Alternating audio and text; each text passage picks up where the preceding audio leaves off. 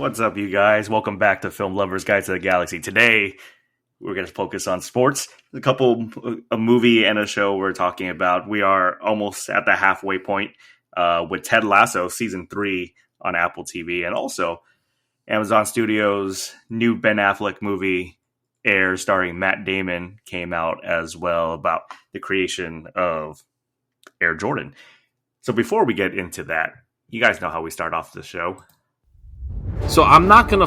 The point of this rant is this. Let's say that costs you like 20 grand a year, okay? And the insurance covers 80. You're like, oh, it's a pretty good deal. Well, no, you have cancer. What's the worst thing you'll do for $1 million? Fuck you! Stop fucking dropping oil into the Gulf, you dipshits. Fucking morons. Joe, what's grinding your gears this week? This is an interesting observation in my life, and I don't know if it's something that happens to you guys.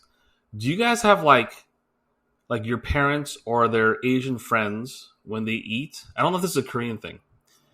They get served food that's like way too hot, and they just like eat right through it. Yeah, like they do the inhale, the inhale, eat.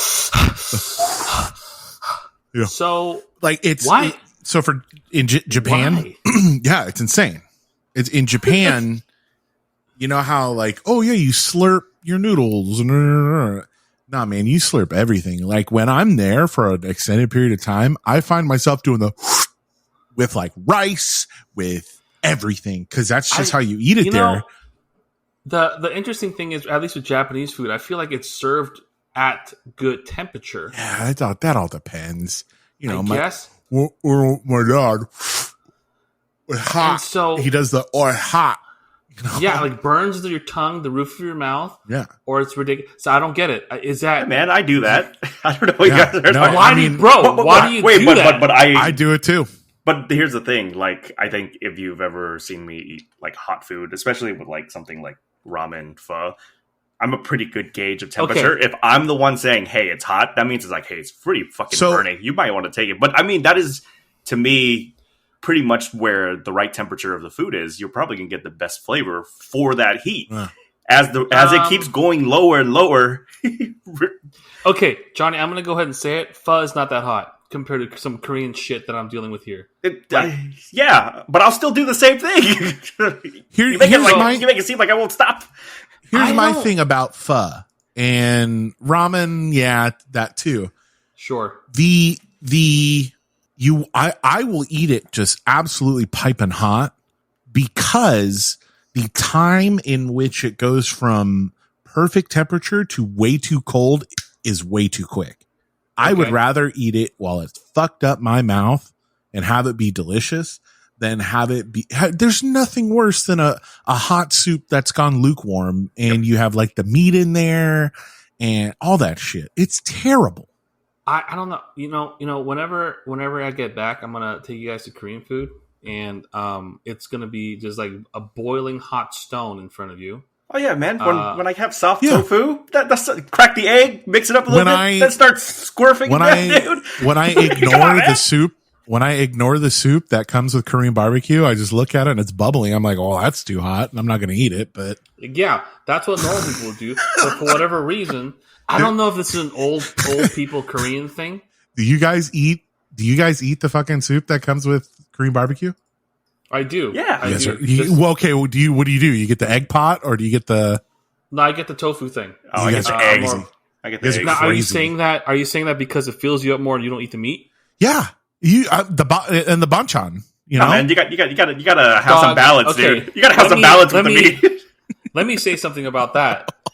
Back in the younger days, I used to be the fact where you just shovel down just the meat. Yeah, just the meat. But you gotta all you can eat is the only way to go, and you go until you feel terrible, and until you feel you gotten your money's worth. Meat drunk.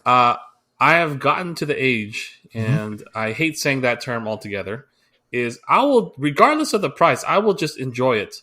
I'll get to the point where all you can eat is not worth it because I want to just enjoy Joe. Whatever. The fuck I'm just putting it out there. About? I'm just putting it out there. I will have the panchan. I will have the little bit of rice. I'll have the stuff, and I'll have the meat, and I'll eat until I'm satisfied. which is good because I'm gaining weight and I shouldn't do that kind of shit too much. But Oh, I was gonna say, you know how taboo it was to order rice at a Korean barbecue place. Yeah, now I'm all like, I don't you care. guys. Give me the Korean, give me the rice, man. I need some rice with the meat, the salad. You gotta do it, break man. up. You It's gotta break $1 up the fat. extra.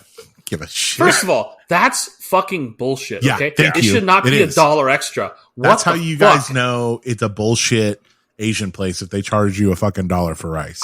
You know, the other thing is, I think the places that are all you can eat charge you $1 for rice, but I feel like the places where you pay for the meat seems less likely they'll charge you the $1 for because you're paying a Yeah. premium for. Yeah. Kango You know what I mean? still charges $1 though, but I'll go. And with you there. you know if it's a legit Asian place if you ask for like a Diet Coke or whatever and they give you a can. Yeah, Not- and they don't have anything on tap. They're not paying for Yeah, that what shit. the fuck are they look at you like, okay, here, you fucking God, I miss that stuff. Anyways, yeah, I don't. Tofu I'm House. We'll go to Tofu House when you're here. All right, I'm not again. I'm just gonna wait. It's gonna come out. I'm just gonna sit there and have a good time eating everything else. But I'm not. I'm gonna have fuck with that shit. Dude. I'm gonna have a good time too because I'm gonna be scarfing it first before you Johnny's come gonna in, be man. done before I start. Again, I don't enjoy it, and that is, and I almost think this is purely an Asian thing. I don't know of any other culture that really does this. You know what I mean? Like, is South American food come out boiling hot like that? It's got to. But like, if they do, I'm sure Yeah. it sounds like I feel like they wait. I never order steak at a restaurant because I'm not a steak guy. But those come to temperature. And that's what I was gonna say. I guess they Yeah. do, like They you rest could it. you could dive in and just eat that steak, right? Yep. I mean, Yep. I think That's- every American restaurant that's like worth its salt, one of the big things they do is the food comes out to a palatable temperature, so they can dig in right away. I think that's Yeah. one of the things they do. And it's like when you went to Sizzler, did they come out piping hot or just right? I'm sure just they came right, out just right. So But it you, wasn't you know so- what? You know it doesn't. What? Fajitas. If you're eating fajitas, the look at me. But those are supposed to be like put on a tortilla, and you give it a second. I don't know. I thought. I mean so. Oh, everybody, look at me! That's every Korean like hot meal. It comes in a fucking hot thing and just burns the fuck out of you. I'm not about that, and I apologize to my ancestors if this is true. But for all you listening, if you do go to a Korean place, it is perfectly fine to wait and eat the banchan because that's pretty. Oh good. yeah, I mean, I get down on the tofu, the little tofu strips that are like marinated in something. or anything. All of that. the The Smart and kimchi. Final potato salad. Is you really fucking think it's from Smart and Final? Joe, do you think they're fucking making potato You know what? salad back there? I want to say It's an ice sometimes, cream scoop. It's a fucking ice cream scoop. sometimes they do. I'm gonna go back there. We're gonna Yeah. go back. I'm gonna talk fucking to go lady. back there. I'm gonna talk to her in Korean and say, "Hey, let I me don't get even back eat. there." I don't even eat the kimchi really at those places. 'cause Oh my god, it's man! probably That's- not good kimchi, right? Ooh, Ooh. I want to say, but the thing is, a lot of these places get the kimchi in giant jars from like literally next door. Yeah, H Mart. You know, Yeah, and that's perfectly fine because the stuff, kimchi's also because it's fermented, it just lasts a long time. yeah. And, I don't poo poo kimchi. I'm just saying. You know what? I just say you should try the method of not eating till you're gonna die with meat. Just give that a try. All right. I did Give it a that last try. time I went to KBBQ. I like, it was pretty good. All right. I mean, as we get older, we find that fine line of this Dude, is good. I this mean, is there good. were times should when go. I couldn't drive. I couldn't drive after. I had to Korean lay barbecue. down. I had to lay down because And I was hurting. just slurring like I was, I was hurting. I got a taking stroke. shots. Like I was literally meat drunk. I was sweating. I was like, they're like, "Oh my god, how much soju do you have?" I go, "Dog, I didn't Nope. have any. I didn't have any." Fuck. Someone else was telling me that as you get older, you tend to tolerate shitty food less, and I think that to be true.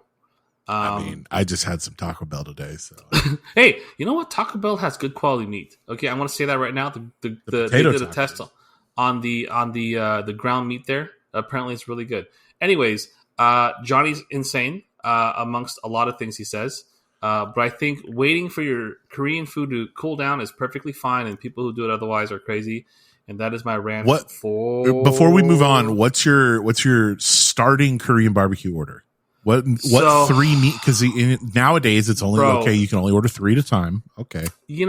I think brisket's the safe choice. Yeah, always. That's bulgogi is the second choice, which is like the marinated thing. And then there's places that sometimes do the marinated pork. That's pretty good. Or you can do some sort of steak where they actually have to cut the steak, like the short rib stuff. Yeah. That's pretty much it. I do that. I'll do, if I'm with people, I'll do the pork belly, I guess, if they want. But my favorite is spicy pork. Yeah, the red stuff, right? Yeah, the red stuff. Good. It's incredible. People don't know how useful scissors are in their kitchen until they eat at Korean barbecue. Let's just say that. This is true. You got to have a pair of kitchen scissors. My mom's come on. A long time ago. Good quality ones. You cut pizza. That's the best way to cut pizza. Instead of using like the fucking fuck those thingy. Things. Yeah. Really? Yeah. I never owned one. Like one of the. Neither did I. I just had scissors. Also, speaking of frozen pizzas, man, I'm sorry to go for a tangent. Yeah. A lot of the frozen pizzas I buy are way too fucking doughy. Like I don't know. Yeah. Like it's like 90% bread, and it just fucks me up so bad. And speaking of hot food and that kind of stuff, frozen pizzas are one of those things where it gets cold way too fast, and it goes from a pizza that's a little bit too hot to like pretty much leftover pizza in a matter of like 10 minutes. And I can't eat that much pizza in 10 minutes. Do you eat cold pizza, Joe?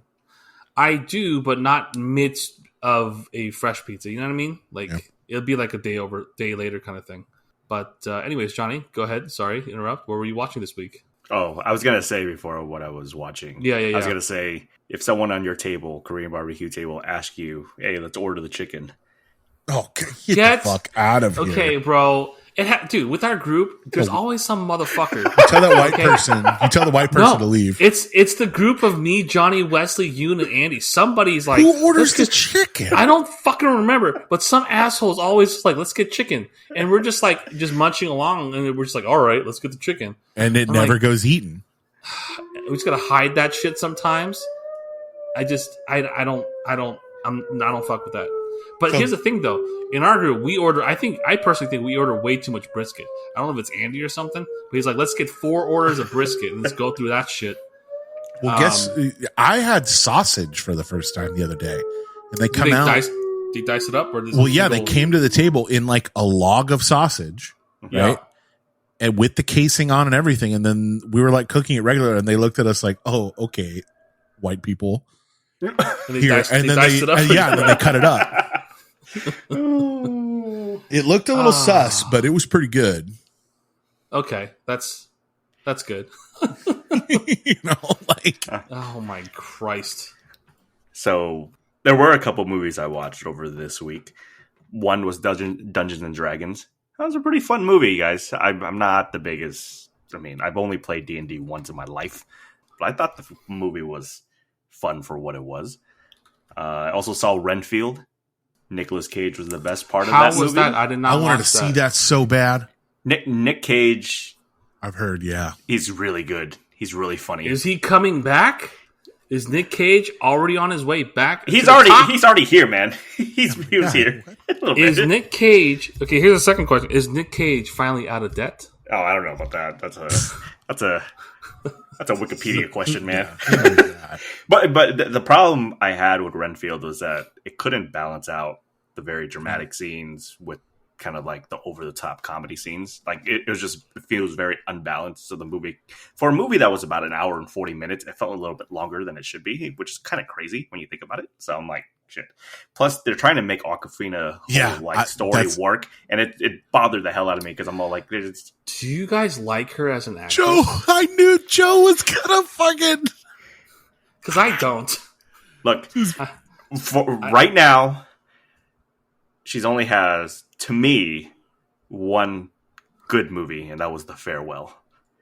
She's had one okay. I like Crazy Rich Asians, but she's not the reason. But she's not the reason why I like that. You movie. mean as the lead? As the lead, she's only had one movie, where I actually enjoyed, which is The Farewell.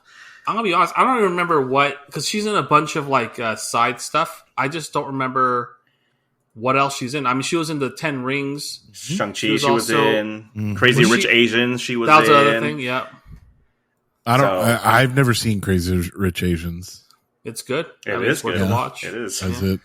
I mean, Man, it's you want- worth a stream. You want a at this good, point. feel-good romantic comedy? You got it right there, dude. Well, except for that main lead is apparently Yeah. a giant bitch. Oh, so well, I mean, shit happens. I don't know what to tell you. no, shit doesn't happen. If she's an asshole, she's an asshole. That's how it is. What else did I watch? You had those And two. first of all, yeah. no. Go ahead. Go ahead. Okay. The other movie I watched, and Joe watched it as well, was Super Mario Brothers. Look, 10-year-old me would have thought it was fine. I have a really big. What the 10-year-old you wouldn't have a good time? You just thought it would be fine? I said it'd be 10-year-old fine. you saw the original Mario Brothers movie. Oh no! If they saw this one, It's I'm all like, I know. whoa, this is really fun. I think there's a lot of the movie is driven by Easter eggs and throwing things out. Like Joe's seen the movie. Spoilers ahead. Whatever. At the end of the movie, Bowser has the superstar, and both Mario and Luigi use it at the end to defeat Bowser at the end of the day. Right. Here's my problem. What the fuck did Luigi do throughout this whole movie to deserve to share that star with Mario? Even though I thought Mario, you know what I'm saying? Like They're brothers for life. That's what it is. And it was like halfway through the movie, they're like, when we're together, nothing can happen between us. And I'm all like, there's nothing in this movie that's justifying this theme right now. So, if you're a big Nintendo fan, you're going to love some of the stuff that's in there. The movie lacked an emotional go through for me to actually enjoy it. It's not meant to be deep, Johnny. It's meant Look, to be. it's not even. I'm not even asking for it to be deep. I'm just asking for me to care about Mario, and all it's giving me is that you know who Mario is. So just enjoy what's on screen. So did you guys hear the latest TikTok controversy over that movie? Oh, Oh, God! what is it? Dude, okay, Fuck, first of all, I wanted this reaction every week. let me I'm say gonna- first is that the answer to that answer is almost always no, because I don't keep track of that stuff. But go ahead. all these creators, right, were shitting on this movie before they even saw it because Seth Rogen came out and talked about, like, yeah, when they asked me to do this, I told them, I'm not doing a voice. I can't do voices. I just use my own voice. And they're like, yeah, it's fine. So these creators were, oh my God, can you believe what Seth Rogen said? Oh, these poor voice actors that try to make a career, to try to get these heights, they could have hired a voice actor, a professional voice actor. Instead, we got this, and this Seth Rogen. And I'm just like, are they just like it was to the point where I was like, wow, are they just singling him out because he's Jewish? Like it was to the point where I just put something in the chat that I'm not gonna say, but it was very very weird that they were singling Seth Rogen out. Guys, Seth Rogen has one voice. Was he fine as Donkey Kong? Let me ask that question. It's fine. Again, the movie itself was just fine. Fine. So it's You- fine you- with why- everything else. So I don't know what the workup is, but when you weren't here, me and Joe was talking about John Wick. But I was telling him how A.O. Scott just recently left his movie critic job from New York Times, and one of the reasons why is because as a critic, he wanted to be able to kind of challenge his readers about material, whether it's indie movies, blockbusters.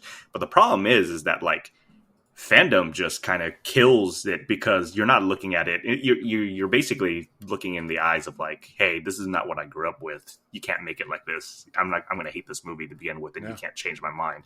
So, damn, that's crazy, man. It's been wild seeing, and I'm just like, wait, what are we talking about here? Like it was. Normally, I'm not one to be like, oh shit, like whatever, like there. But it's like oddly very specific about Seth Rogen, not even calling out Chris Pratt for it. They like kind of gloss over him, and I'm like, yeah. And like Charlie Day was using his voice for Luigi. You could just tell. I was like, and so we're gonna complain about Seth Rogen being Donkey Kong because he wasn't gonna change. We're like, come on, man. Yeah. Is if you think about it, in terms of video games, do either of those guys really talk? They don't, right? So this is a completely new thing anyways. Like, other than saying yoo-hoo or whatever it is, and from a video game standpoint, there, especially from Nintendo, there's no dialogue in any of these characters, really. No. So Yeah. from that standpoint, what are we even arguing about at this point? right? Like, Yeah. From that standpoint, I personally did not care, but I can see how initially when they're like, Chris Pratt can be this and Charlie Day is that, people were like, that's kind of stupid. But I think most people got over it pretty quick. And at the end of the day, I personally did not care, and it didn't really affect my viewing experience. I also heard people say that this was less loud, but I saw a couple tweets that they didn't like Peach being overwhelmingly strong and like pro. Like training Mario and all that kind of They thing. didn't like her. What the fuck are these people complaining about? Like, what's going on right now? Like, this is where you come back at me. Like, this is where I would come back at them and be like, it's a fucking kids movie. Like, yes, I get it. What Joe just said to me, but my reasoning is just because I just want an emotional through line to relate to somebody. They thought it was pandering to women. This whole movie was pandering to fucking Nintendo fans. What the fuck? Look, man, all Nintendo wanted was a successful movie catered towards ages 5 to 25, probably. Yeah. And I think they did. Honestly, I think they did. And I think they were extremely successful, and I wouldn't be surprised if they do it again. They will do it again. Uh, All right, Jared, what did you watch this past week? This last week was my spring break, so Woo! So catch up on wrestling? yeah, caught up on wrestling, caught up on Ted Lasso. I'm completely caught up on Ted Lasso. So we're going to talk about Ted Lasso right now. Where do we think this is going? I have a really big, that's like the big question. Usually you mean the rest of season 3? Yeah. Where do we think Ted is going? I don't care about anybody else. Where do we think Ted is going? Specifically Ted. I think so. Like, you're asking me how the rest of the season will unfold for Ted. I mean, we're pretty much wrapping. We're pretty much wrapping the up? Series since this is going to be their last season, for sure. Sure. So, but my whole thing is like, is he going to end up or is he going to end up? Who's he going to end up with? Is he going to end up back with his wife? No, I don't think so. You don't think that look that she gave at the end of that episode was kind of a little hint? I think they've been building up to this whole healthy breakup thing, and I think the fact that the wife is now, it's fucked up. The wife is dating the therapist. Super fucked up. This show is full of inappropriate relationships. Can we just say that? Yeah. What the fucks? So I think that what they'll do is just do a nice like the rest of the show, close off a tie end of that one, and I think what happens with Ted is by the end of the season, if this is truly the last season, which is I think I'm fine with, he will have Richmond not win it but do okay in the league, and he's gonna. I'm voting for it that he ends up with that one crazy girl. That's the friend that he's sleeping with. You think he ends up with Sassy? It seems like the most nice outcome. Okay, because like one to do. There was that one scene where they're like, I'm messed up, you're messed up, and we both kind of just need to keep on doing this thing. And you can kind of twist that in saying, hey, that means you understand me, I understand you, let's get together. And I think the same thing this is going past Ted, but for Nate, I think that there's going to be some mini redemption arc in the sense that he'll either get released from his job, make amends with Ted, and get with the restaurant girl. That's what I'm talking. Yeah, Restaurant Girl. Okay. And I don't know why she's such a She's interesting such a bitch, man. In the season 2, right? So I think but there's a turnaround now. There's a turnaround. Right? I think she's the only one that sees through Nate's bullshit. So they have her. Yeah, season 2, she was way too mean to be in this situation. The history is that Nate and his family have been going to this restaurant for a while, so like she sort of knows him, right, as an actual person, like a real person or whatever. I always thought that I don't know if this is intentional or not, but it feels like Nate's really out of place with his current job.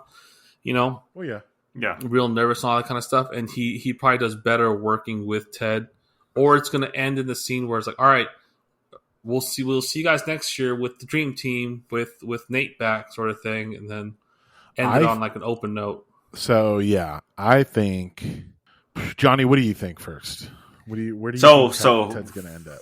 For me, I think Joe's right. I think this team will finish fine. They're right in the middle, right? But I think Ted's going to quit. Yeah. And I think that is what his arc is that he needs to understand that. I was thinking he would probably get fired, but I don't think that's actually going to happen. I think he's going to resign because he knows that like he needs to go home.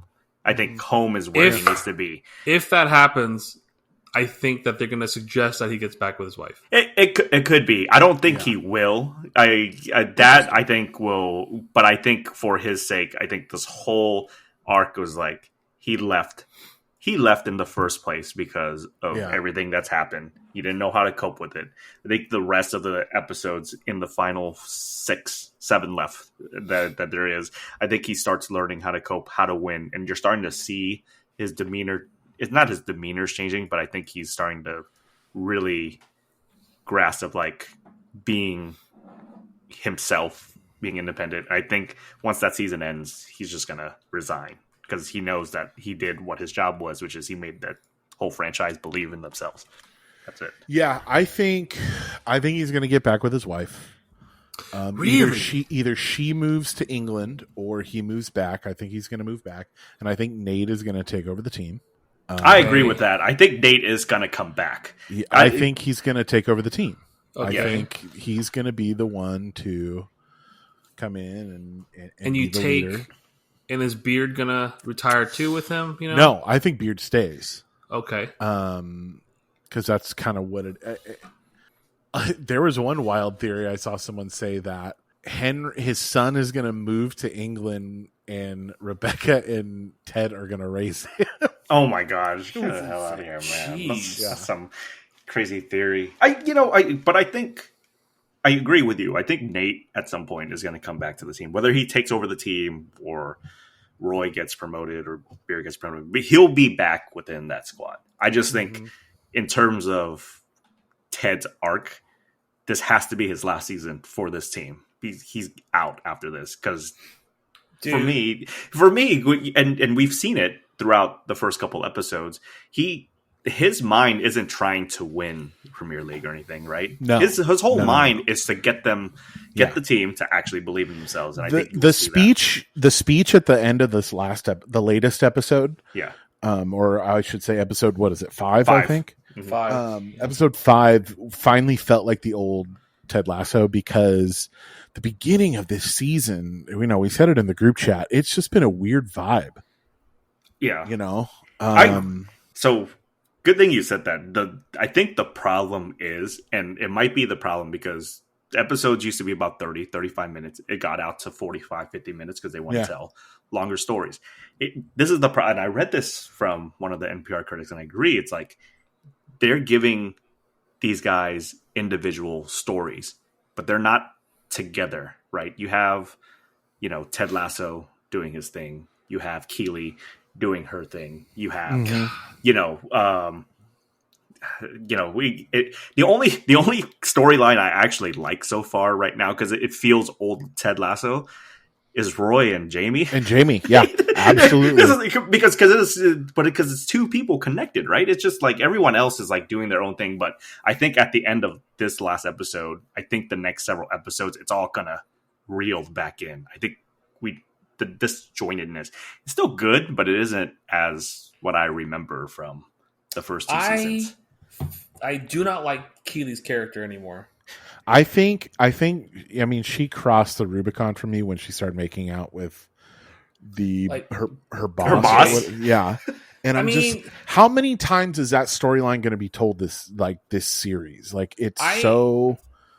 I mean, the whole gay thing it's not bothering me. It's just, even before that, I feel like her character was becoming more and more not as significant as it needs to be, you know? Like, she doesn't know what a CFO was? Because look, because like at the beginning, she was the girlfriend, kind of a bimbo, and then she got along with Ted, and she realized what she was and could be and all that kind of stuff. There's growth in season 2, and now it just kind of stagnates a lot. And and she's doing her own thing, and good for her. But like, as a character, it is mush, mush. And the whole Roy and her storyline was pretty bad. It has left both characters kind of like, I don't other know, than like the Jamie. So. I don't know what you could have done for the character because she's. I mean, to be fair, she is important because she's a big part of it, but. I don't know. I just don't know. And I did not know that Jason Sudeikis and that one girl, the girl that the other owner is dating, the baby, they used to date. Yeah. That's a Joe kind of brings it up tangentially. I feel so bad for Sudeikis filming this season. Dating all these hot women? No. Like, going through this like storyline and all of this stuff while his personal life was absolutely falling apart. You know, and sometimes you write what you know. You know, and it kind of hits. There's a reason why, to me, like, however people feel about season 2, we all agree season 1's the best one out of the 3 so far, right? Yeah. But season 2, acting wise, like, Sudeikis is like fucking leaps and bounds, man. The guy was so good in that show. But I mean, I do feel you're right, because it's hard to separate what's happening in real life to what is happening in the show right now, and maybe that's what is kind of getting through. So some of those scenes, when they feel real, I'm all like, he's probably feeling that shit in the moment. He's drawing from something that's there. But yeah, were there any you guys? He's very short-lived, but what did you guys think of Zava? Was he? Do you think he was impersonating some type of Major League? Yeah, he's Zlatan. That's Zlatan, right? Okay, that's what I assumed. Looking at him, dude, I thought that character would last a little bit longer. I didn't think, same here. I didn't think he was so short-lived, and I don't know. I mean, if the story holds true, then they're going to get relegated. Is what's going to happen to me if they're. Not that, unless Tart Jamie gets really good all of a sudden, which is, I think, what's going to happen there. He's going to be the one to bring him all that training and all that kind of stuff. Mm-hmm. Yeah, that's his redemption arc, right? Is because what you see from season 1, right? It's like piss ass guy. Were they ever in the Prem? They were always in League One, weren't they? No, the story was they got relegated. Oh, I see. At the end of season 1, they got relegated. Season 2, they made their way back. Oh, okay, so it's clawing your way back. Okay, yeah. And which is good. I think out of all the arcs right now, Jamie's is like the most fun, because it's like, oh, that's pretty good. And I think Nick's will be good as well as we get there. Jared talked about this. Like, I thought once he went over to West Ham, I don't know how the coaches meeting is, but having Trent Grimm like a part of that now, I thought was pretty good to look at or to watch, even though he's like just observing. I don't know how you guys feel about that dynamic of him. Also towards the end, it might be one of those things where Trent has they read like an excerpt from his book as like a voiceover. Yeah. And it's just saying mostly good things about the team. And I think that's what they're going for. But I try not to think too much into it. That's just what I see. And that's good about that show, because I'm not really trying. There's a couple of things I think about, like, and one is just how the story's going to end. I don't really think too much about it. What I do think is, like, do you think Trent's going to be one that breaks the story about what's his name? No. I think no, because I think they they're purposely setting it up because someone else is going to do it. Yeah, I think somebody else is going to do it. Trent's going to be blamed, but they made it. They made it a pretty obvious. They made it obvious, or like a point to show that he didn't write this down in his book. Yeah, his notes. I also think Trent also might be gay. I don't know. I don't think they're going to dive too much in his personal life because that's the level of what we need to know from him is just about it. He's like a pretty indifferent writer. I don't know. Is the best way to describe him. He has journalistic integrity. Sure. Yeah, I suppose. You know what I thought was it wasn't funny, haha funny, but I thought when they showed the fourth episode where they play West Ham, they're down 2-0, right? And they show that video, and then all I see is just red cards after that game. I'm just like, dude, if everyone's getting red cards, how many people were actually on the field at the end of that game? Yeah. I think there's some limit before you forfeit. I think that's what I'm thinking. Oh man, some of those slide tackles were pretty like. I'm all like, dude, I would do this in FIFA. Like this is pretty funny right now. I didn't expect that to happen. I thought they were very much going to be like, let's bring this shit back. But it's definitely a wild card when that happened. I was hoping they'd kick their ass, not lose it the other way. But that's okay. You guys think they're going to turn... To me, I think the show's fine, but it's not on the same caliber as like the past 2 seasons. But they still have 7 episodes left, so I am excited to see what they can shell out. So any other final thoughts on what you guys think, or any other tidbits you enjoyed or maybe have a problem with? I think Keeley and Roy will end up back together. Ugh. To me, I really hope she ends up with nobody. Like, they're trying to make this whole love triangle thing happen. I'm like, stop it. Like, we don't need any of this, man. Just let her be happy being an independent woman. There you go. Yeah, I think that would be better. But I don't know. It's just, I hope Sam and Rebecca, that's the end of it. I hope that was so ever weird, see bro. that again. It was a terrible storyline. Like, that whole thing is just like terrible, absolutely awful. What do you think about the whole her side story right now with the whole of the baby thing, wanting kids? Yeah, I think it's already over. What do you mean? Yeah, I know. I just don't know why it was introduced. Because I think it's fine, but like it's very misplaced. This is a very weird. It's not better than her and Sam. I think. Relations. I think this is going to be it though. Like that's as far as they're going to take the side thing. It's like, nope, you can't have kids. And then she's gonna. You don't think she's gonna go to a psychic reader again? Oh God! I swear to God. Okay. Anyways, I would say that she comes to terms with it in a healthy way, and something happens. Like Rupert loses his team. Actually, that's not going to happen. Something's going to blow up again. But I don't know. Like again, I don't think about it too much. I just enjoy the ride as it happens. Yeah. I do think like at the end of it, like at the end of episode 5, it felt like all the stuff that they were trying to write within the first couple of episodes, everything kind of wrapped. So it gives a whole clear new second half to this show. I do like that Nate is less like cartoonishly evil.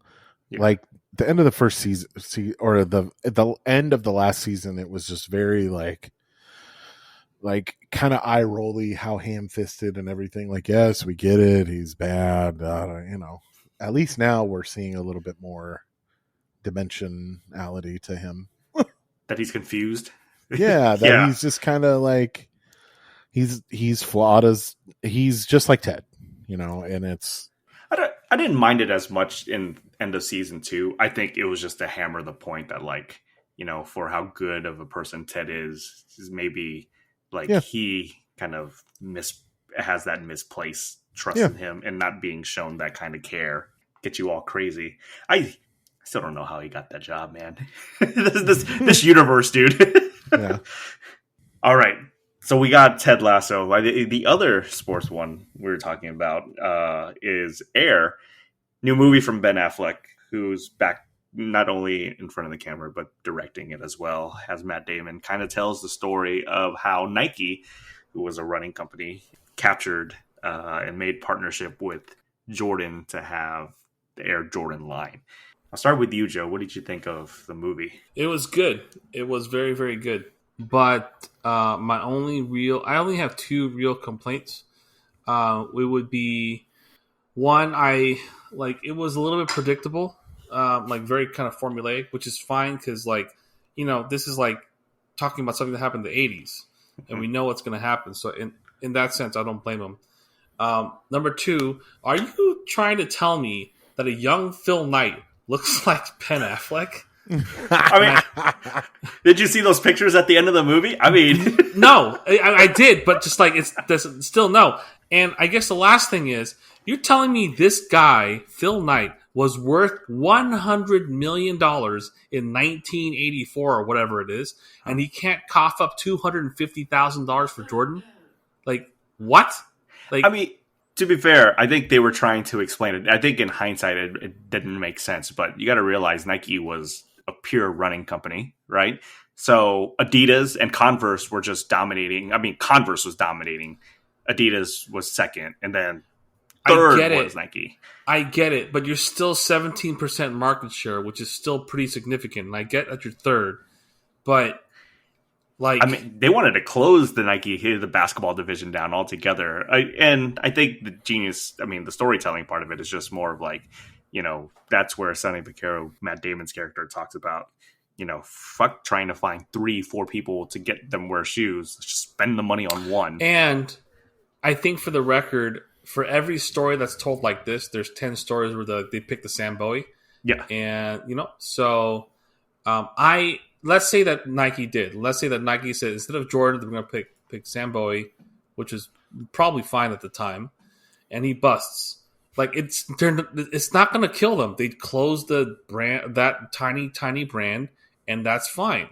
It would have, something else would have happened, I think. I don't like this universe where I'm wearing Adidas basketball shoes every Saturday to play basketball right now. It could have they could have made them dope. You don't know. Anyways, every time at the end of these movies where they say, this is what happened, and turns out they sold $200 million in this and all that, I just get so fucking envious or jealous or whatever the word is. I just can't help it. I'm like, I get that Jordan's the greatest player of all time, right? Arguably, but man, this dude is making $500 million a year passively from shoe sales. Okay, I am so fucking jealous of this guy. But that's it. Other than that, I really liked it. I think Ben Affleck is winning in life in many ways, and I think I think everything he touches seems to do pretty well.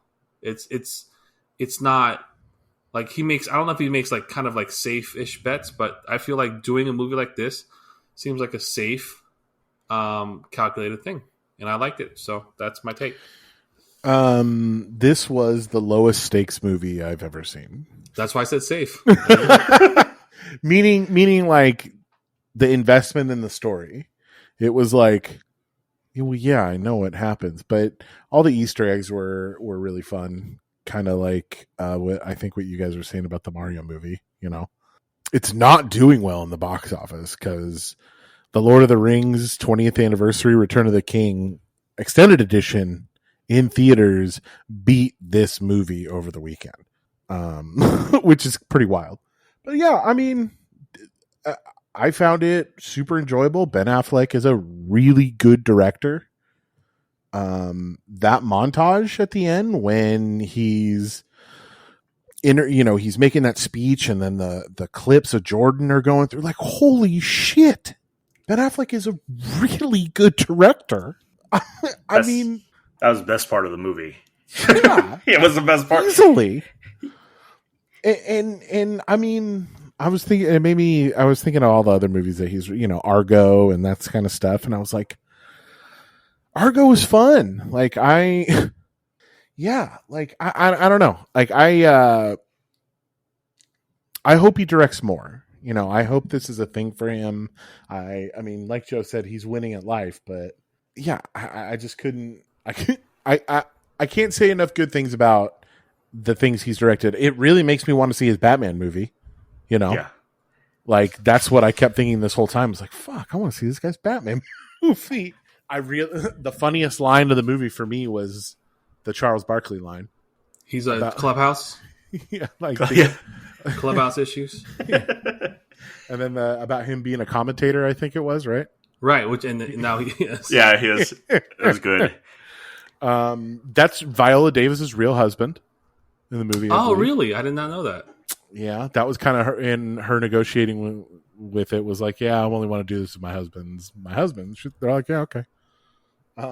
Get him paid too, I guess. Yeah, I don't know. Like it made me just want a pair of Jordans. Could they not have? You know how they? Man.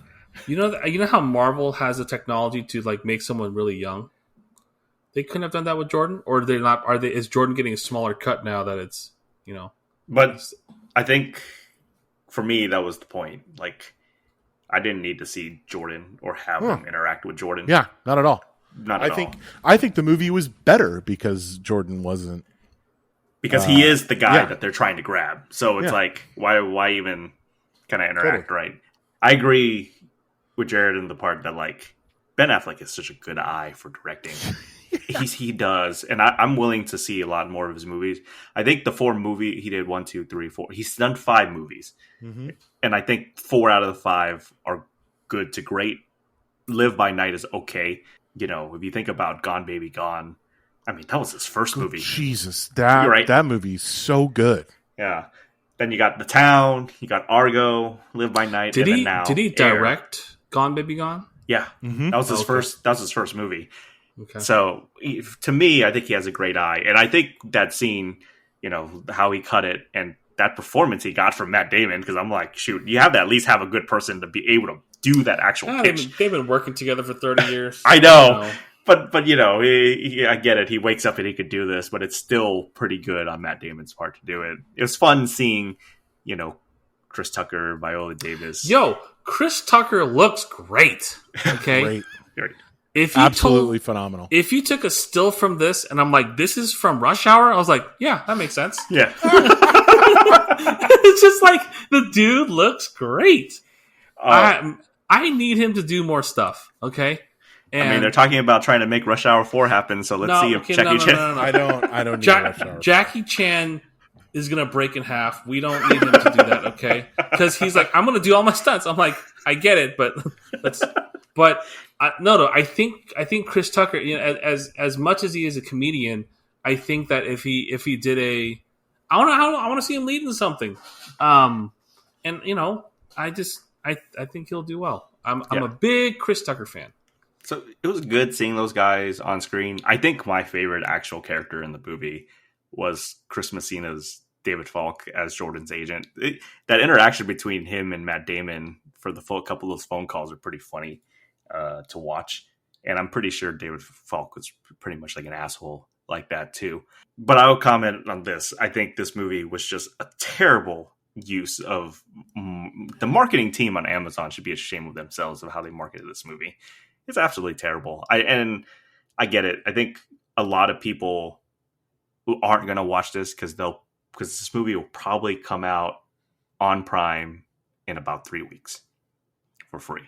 Yeah. But I think that's where, to me, the problem is like, these are kind of like, some of these movies like this, I would want to be in theaters. Because if not, every time we go to the theater, we're expecting some fucking not in my theater. Not in my theater, okay? Let's get that straight. So it feels so bad for you, Joe. Just like, it makes Westminster 10 look good. I don't know how that's possible. You know what I'm saying? So wild. So what does it think about? Disappointing. But these type of movies, I would help support people to go out and watch. Look, it has a 90+ score on Rotten Tomato, it's not the best movie ever made, but it's a solidly good movie to watch. So, I would recommend, I think all of us recommend, when it comes out on Amazon, unless you guys want to see it in theater, you should check it out. It's really good. I mean, and the movie wasn't even long, too. It moved pretty quick. I'm all like, It's like an hour and 45 40 minutes. And yeah. See, movies like this can still be made, you guys. Hour 45, get us in, get us out, tell us a good story. We're in and out here. Yeah, So. I wasn't mad at it at all. I just want I want the whole Matt Damon and Ben Affleck duo to happen more frequently, for the record, and to bring Chris Tucker with them, because they could do I don't know, what was that one MIT movie again with Matt Damon? Goodwill Hunting. Do Goodwill Hunting too. That MIT movie. Here's what we do. We No, make man, we already had that, and it was in Jay and Silent Bob Strikes Back. For like 10 seconds. We had it for like 20 seconds in that movie. Just make Chris Tucker the therapist this time, and we're good. It's not your fault, man. It's not your fault. Tell us where they can find us, Joe. I was just about to say that. Let us know what you think. We're found on literally every social media at Film Lovers GTTG. Let us know your Korean barbecue order. Yeah, that would be great, actually. And what soup you ignore when you order it. Today's episode is brought to you by Korean Barbecue. Chamsu go! Eat until you fall over is really the motto. And let Joe, us how many know. Korean barbecue places you got out near you? Bro, have you seen my movie theater? Are you dead ass right now? Just I know. I'm such an asshole. I knew that was the answer. I would say if it's within a 2-hour drive, a couple, because I'd go to Philly. 2-hour drive. I'm putting it out there. At Film Lovers GTTG, let us know what you think. Send us your questions, comments, and concerns. All right, Johnny. Jared, where can they Jared, find you? sorry. Give me your Korean barbecue order. Follow me at Jay Luthi. I also do a Below Deck podcast that's pretty funny. We're almost at the end of the first season. I've started watching Vanderpump Rules. Oh, it's Jared. Yeah. Did you start at season 1, or are you just jumping into I the am season? season 1, baby. Oh, Jared, if you and Danny decide to do that, I will be there, because I have watched every season of this. Johnny, thank you. It's so good. I just found out Jax got some girl pregnant in Vegas. What is happening? And you know what the funny thing is? This show, I never heard of the show, but I remember this distinctly. I was like falling asleep, and I woke up and I saw on my TV, because I forgot to turn it off, Jax arguing with Stassi, and I'm all like, "What the fuck is this?" And I watched it, and then I started watching, and I was like, "Oh my god, this is the only trash reality TV show I will watch." Stassi is a lot right now. I've heard her journey is very good. Yes, but it is a journey. Oh, I can't wait.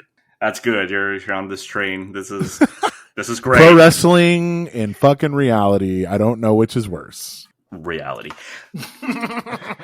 You guys can find me Twitter, actually, probably just on Letterboxd, JNO11J and Go11.